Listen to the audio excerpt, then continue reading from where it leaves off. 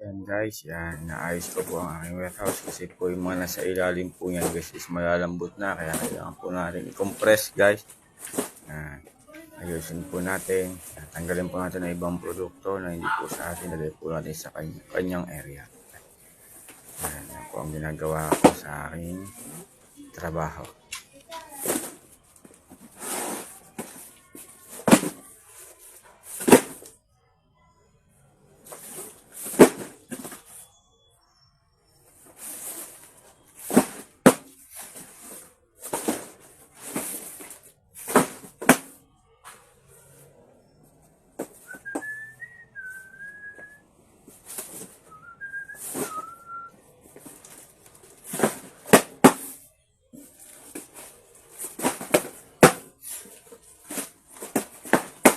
Tapos po niyan guys, pagkatapos ko kayo sa kain po tayo merienda po bro kasi hindi po napagod. Hindi po tayo ng ahas.